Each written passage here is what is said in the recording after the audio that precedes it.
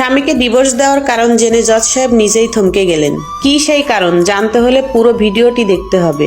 আজ 17 নভেম্বর আদালতের এজলাসে এক অদ্ভুত মামলা উঠেছে। এক নারী বয়স 50 সুই সুই হঠাৎ করে জানিয়ে দিলেন তিনি আর সংসার করতে চান না। তিনি চুপচাপ নিজের মতো বাঁচতে চান, সব সম্পর্ক থেকে নিঃশর্ত মুক্তি চান। কিন্তু বিপরীতে তার স্বামী এই বিচ্ছেদ কিছুতেই মেনে নিতে পারছেন না। তার যুক্তি, মেয়ে বড় হয়েছে, সংসার অনেকটাই ঘুষেছে, এখন সময় শুধু দুজন মিলে একসাথে কাটানো। তবু অনুপমা, মানে সেই নারীর নাম, তার নিজের মতো করে বাঁচতে চাওয়ার সিদ্ধান্তে অটল থাকলো। শঙ্খনীল আর অনুপমা এই দম্পতির গল্প অনেকেই জানে। সমাজে তারা সুখী দম্পতির উদাহরণ হিসেবে পরিচিত। 25 বছরের সংসার তাদের একটি মেয়ে, সব মিলিয়ে বাইরের চোখে নিখুঁত পরিবার। অথচ আজ অনুপমা দাঁড়িয়ে আছেন বিচ্ছেদের জন্য কোর্টের রায় চেয়ে। বিচারক প্রশ্ন করলেন, আপনার স্বামী কি অন্য কোনো সম্পর্কে জড়িত? অনুপমার হাসি মিশ্রিত উত্তর, আজও ওর জীবনে আমি ছাড়া কেউ নেই, আমিই ওর সবচেয়ে প্রিয়। তাহলে কি কোনো নির্যাতন, গায়ে হাত তোলে? না, ওরকম কিছু না। আমি নিজেও আয় করি, একজন কর্মজীবী নারী। আমার উপরে অত্যাচার করার সাহস হয়তো ওর হতো না,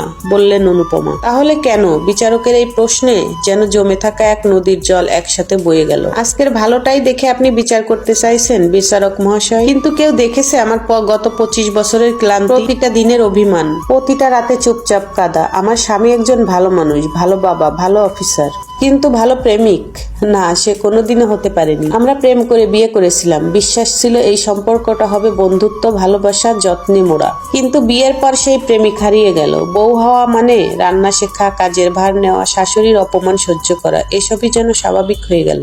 আমি তখনও আয় করতাম, তবু সংসারের প্রতিটি দায়িত্ব নিজের কাঁধে নিয়েছিলাম এই আশায় প্রেম ফিরে পাবো। কিন্তু তেমন কিছুই হলো না। শাশুড়ির গঞ্জনা, শারীরিক কষ্ট, অফিসার ঘরের চাপ, সবকিছুর মাঝেও আমি চাইতাম আমার স্বামী একটিবার পাশে এসে বলুক, চলো আজ দুজন মিলে কাজ করি। কিন্তু সে চুপ থেকেছে সবসময়। সন্তান হওয়ার পর শরীরে কিছু বদল এলো, চোখে ঘুমের অভাবে কালি, গায়ে ক্লান্তি। তখন আমি বুঝলাম তার দৃষ্টিতে আমি কেমন যেন অচেনা। অফিসের চটকদার সহকর্মী তার কাছে হয়ে উঠলো বেশি গুরুত্বপূর্ণ।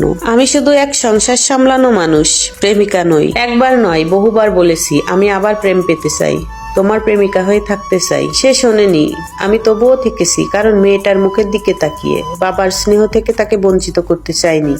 কিন্তু আমার স্বামী, সে কি একবারও আমার অভিমান বুঝতে চেয়েছে? সে আমাকে দিয়েছে সবচেয়ে ভালো বউয়ের খেতাব, বন্ধুদের সামনে আমার সহ্য শক্তির প্রশংসা করেছে, কিন্তু নিজের ভালোবাসাটা কোনোদিনও তুলে দেয়। আমি তার একটিবার পাশে থাকাও পাইনি, একটিবার জিজ্ঞেস করাও পাইনি তুমি কেমন আছো। সে নিজের মতো তার জীবনের স্বাদ নিয়েছে, বন্ধুদের সাথে ঘোরা, রাত জেগে আড্ডা, নিজের সময়কে নিজের মতো করে কাটানো। কিন্তু আমার সময়, আমি 25 বছর সংসার করেছি, 23 বছর মায়ের দায়িত্ব পালন করেছি, নিজের জীবনকে ফুরিয়ে দিয়েছি যেন বিনিময়ে আমি পেয়েছি শূন্যতা। তবে আজ আর না, আজ আমি শুধু একজন বউ হয়ে বাঁচতে চাই না, আমি স্বাধীন মানুষ হয়ে বাঁচতে চাই। আমি সকালে সূর্য দেখার সময় চাই, রাতে ডায়েরির পাতায় নিজের অনুভব লেখার সময় চাই। আমি চাই না ভোরে উঠে কারোর জন্য চা বানাতে গিয়ে আমার ঘুম কেটে যাক। আমি একটু সুখ চাই নিজের মতো করে, একটু শান্তি চাই যেটা কাউকে বোঝাতে হয় না, একটু ভালোবাসা চাই নিজের জন্য। বেশি কিছু কি চেয়েছি আমি?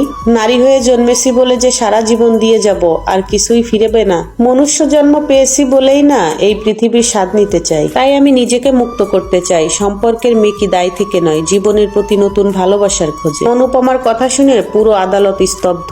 এমন সৎ, এমন গভীর হৃদয়ের কথা শুনে কিছু বলার থাকে না কারোরই। বিচারকের চোখেও যেন জল।